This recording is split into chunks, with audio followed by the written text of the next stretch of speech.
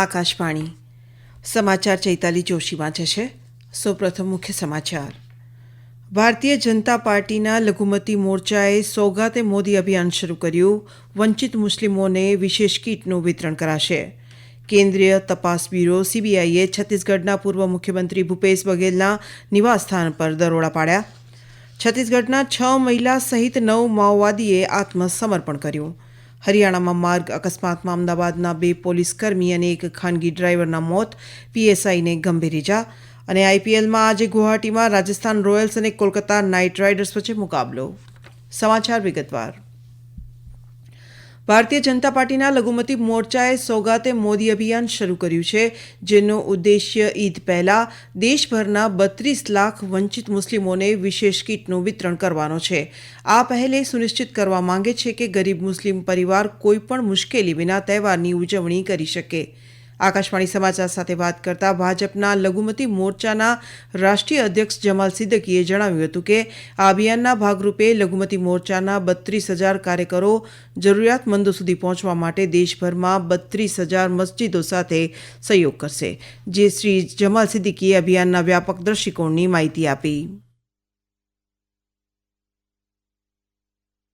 प्रधानमंत्री श्री नरेंद्र मोदी कहते हैं कि हम 140 करोड़ भारतीयों के पालक हैं और उसको मानते भी हैं, तो हम जब उनकी तरफ से जा रहे हैं तो हम खाली हाथ नहीं जाएंगे. इसलिए हमने सौगाते मोदी एक किट बनाया है जिसमें त्योहारों में खाने पीने जो सामान लगते हैं उसको रखा हुआ है और उस किट को लेकर हम जाएंगे और उनको जो है ईद की मुबारकबाद देंगे, हम उनको बैसाखी की मुबारकबाद देंगे, हम उनके ईस्टर में शामिल होंगे और त्योहारों में रंग भरने की कोशिश करेंगे. કેન્દ્રીય તપાસ બ્યુરો સીબીઆઈએ આજે રાયપુર અને ભિલાઈમાં છત્તીસગઢના પૂર્વ મુખ્યમંત્રી અને કોંગ્રેસ નેતા ભૂપેશ બઘેલના નિવાસસ્થાન પર દરોડા પાડ્યા હતા. સીબીઆઈની ટીમોએ સવારે તેમના ઘરે પહોંચી હતી અને શ્રી બઘેલના કાર્યાલયે એક્સ હેન્ડલ પર એક પોસ્ટમાં જણાવ્યું કે સીબીઆઈ આવી ગઈ છે અને બઘેલ પક્ષની એક મહત્વપૂર્ણ બેઠક માટે દિલ્હી જવાના છે. અહેવાલો અનુસાર બઘેલના નજીકના સાથીઓ સાથે જોડાયેલા સ્થળો પર પણ દરોડા પાડવામાં આવ્યા છે. સીબીઆઈની ટીમે મહાદેવ સટ્ટા કેસની તપાસ કરવા માટે ભિલાઈના ધારાસભ્ય દેવેન્દ્ર યાદવ અને બઘેલના સલાહકાર વિનોદ વર્માના નિવાસસ્થાને પણ દરોડો પાડ્યો હતો. છત્તીસગઢના સુકમા જિલ્લામાં આજે 9 માઓવાદીએ પોલીસ અને સીઆરપીએફના વરિષ્ઠ અધિકારીઓની હાજરીમાં આત્મસમર્પણ કર્યું છે. તેમાં 6 મહિલા માઓવાદીઓનો સમાવેશ થાય છે. આ માઓવાદી ઉપર 26 લાખ રૂપિયાનું ઇનામ જાહેર કરવામાં આવ્યું હતું. આજે આત્મસમર્પણ કરનારા માઓવાદીઓ અનેક મોટી ઘટનામાં સામેલ હતા. ગુજરાત પોલીસના વાહનને હરિયાણામાં ભારતમાલા હાઈવે પર અકસ્માતમાં 2 પોલીસકર્મી અને 1 ખાનગી ડ્રાઈવરના મોત થયા છે, જ્યારે 1 પીએસઆઈ ગંભીર રીતે ઘાયલ થયા છે. ડબવાલીના વડિંગખેડા પેટ્રોલ પંપ પાસે અકસ્માત થતાં પોલીસ કોન્સ્ટેબલ, હોમગાર્ડ અને ખાનગી ડ્રાઈવર એમ 3ના મોત થયા છે. રામોલ પોલીસ પોસ્કોના ગુનાની તપાસમાં લુધિયાણા જઈ રહી હતી ત્યારે તેના વાહનને હાઈવે પર પાર્ક કરેલા વાહન સાથે અથડાતા અકસ્માત સર્જાયો હતો. આ બનાવની જાણ થતાં ગુજરાત પોલીસ સ્થાનિક ડબવાલી પોલીસ સાથે સંપર્ક કર્યો હતો. અમદાવાદથી 1 મદદનીશ પોલીસ કમિશનર અને 1 પોલીસ સબ ઇન્સ્પેક્ટર હરિયાણા જવા રવાના થયા છે. બાંગ્લાદેશ આજે તેનો 55મો સ્વતંત્રતા દિવસ અને રાષ્ટ્રીય દિવસ ઉજવી રહ્યું છે. આ પ્રસંગે દેશમાં રાષ્ટ્રીય સ્તરે અનેક કાર્યક્રમો યોજાયા હતા. 26 માર્ચ 1971 સુધી પૂર્વ પાકિસ્તાન એટલે કે હાલના બાંગ્લાદેશને પશ્ચિમ પાકિસ્તાનના શાસન હેઠળ નોંધપાત્ર રાજકીય, આર્થિક અને સાંસ્કૃતિક ભેદભાવ અને દમનનો સામનો કરવો પડ્યો હતો. રાષ્ટ્રપતિ મોહમ્મદ સાબુદ્દીને દેશવાસીઓને રાષ્ટ્રના સ્વતંત્રતા દિવસની શુભેચ્છા પાઠવી છે. સ્વતંત્રતા દિવસની પૂર્વ સંધ્યાએ બાંગ્લાદેશના મુખ્ય સલાહકાર મોહમ્મદ યુનુસે પુનરોચ્ચાર કર્યો કે રાષ્ટ્રીય ચૂંટણીઓ આ વર્ષે ડિસેમ્બરથી આગામી વર્ષે જૂન વચ્ચે યોજાશે.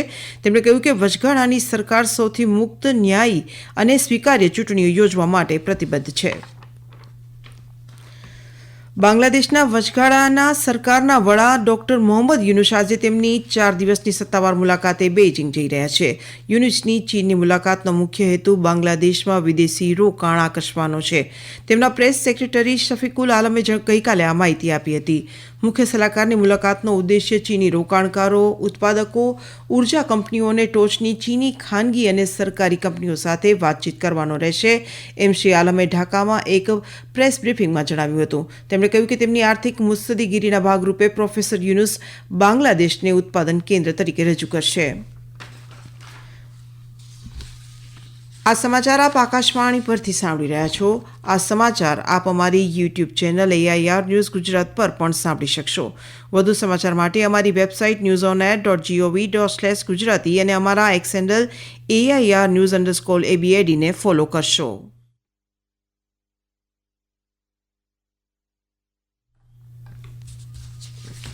અમેરિકન સેનેટે ભારતીય મૂળના વૈજ્ઞાનિક જય ભટ્ટાચાર્યની નેશનલ ઇન્સ્ટિટ્યૂટ ઓફ હેલ્થ NIHના ડિરેક્ટર તરીકે નિમણૂકને સમર્થન આપ્યું છે. અમેરિકાના રાષ્ટ્રપ્રમુખ ડોનાલ્ડ ટ્રમ્પે ગયા વર્ષે નવેમ્બરમાં ભટ્ટાચાર્યને 18મા NIH ડિરેક્ટર તરીકે નામાંકિત કર્યા હતા. Shri Bhattacharya national bureau of economic રિસર્ચમાં રિસર્ચ એસોસિએટેડ, સ્ટેનફોર્ડ યુનિવર્સિટીમાં હેલ્થ પોલિસીના પ્રોફેસર અને Hoover institution, Stanford institute for economic policy રિસર્ચમાં સિનિયર ફેલો છે.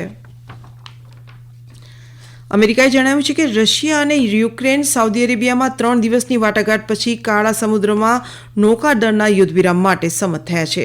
વ્હાઇટ હાઉસે તેની ટિપ્પણીમાં જણાવ્યું કે બંને દેશો સલામત નેવિગેશન સુનિશ્ચિત કરવા, બળપ્રયોગ ઘટાડવા, લશ્કરી હેતુઓ માટે વ્યાપારી જહાજોના ઉપયોગને રોકવા માટે સંમત થયા છે.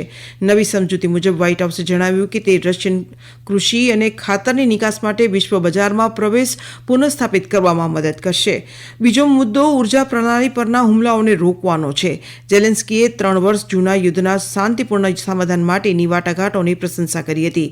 અમેરિકાના રાષ્ટ્રપ્રમુખ ડોનાલ્ડ ટ્રમ્પે કહ્યું કે અમેરિકા બંને દેશો વચ્ચે શાંતિ પુનઃસ્થાપિત કરવામાં ઘણી પ્રગતિ સાધી રહ્યું છે. અમેરિકાના રાષ્ટ્રપ્રમુખ ડોનાલ્ડ ટ્રમ્પે અમેરિકાની ચૂંટણી પ્રક્રિયામાં વ્યાપક ફેરફારો કરવા માટે એક વહીવટી આદેશ પર હસ્તાક્ષર કર્યા છે.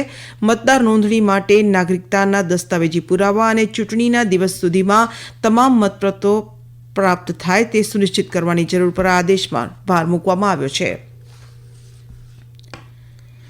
IPL T20 ક્રિકેટમાં આજે ગુવાહાટીના બારસપરા ક્રિકેટ સ્ટેડિયમમાં Rajasthan Royals Kolkata night riders સામે ટકરાશે. મેચ સાંજે 7:30 વાગે શરૂ થશે. દરમિયાન ગઈકાલે રાત્રે અમદાવાદના નરેન્દ્ર મોદી સ્ટેડિયમમાં પંજાબ કિંગ્સે ગુજરાત ટાઇટન્સને 11 રને હરાવ્યું હતું. પંજાબ કિંગ્સ દ્વારા નિર્ધારિત 244 રનના લક્ષ્યનો પીછો કરતા ગુજરાત ટાઇટન્સે નિર્ધારિત 20 ઓવરમાં 5 વિકેટે 232 રન બનાવ્યા હતા.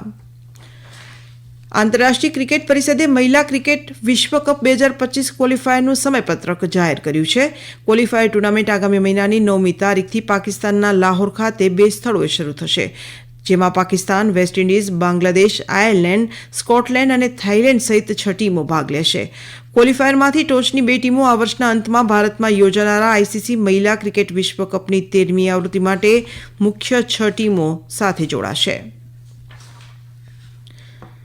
દક્ષિણ કોરિયાના જંગલમાં લાગેલી આગને કારણે 18 લોકોના મોત થયા છે અને 19 લોકો ઘાયલ થયા છે.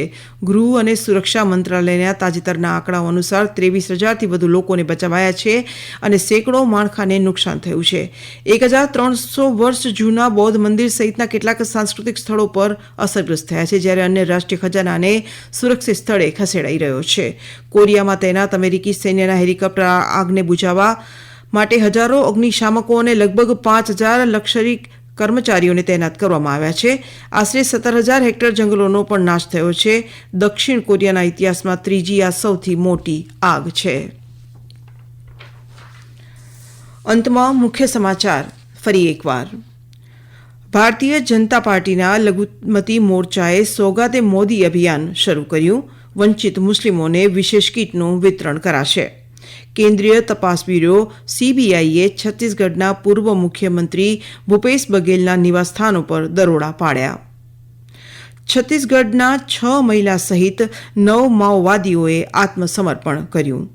હરિયાણામાં માર્ગ અકસ્માતમાં અમદાવાદના 2 પોલીસકર્મી અને 1 ખાનગી ડ્રાઈવરના મોત, PSIને ગંભીર ઈજા.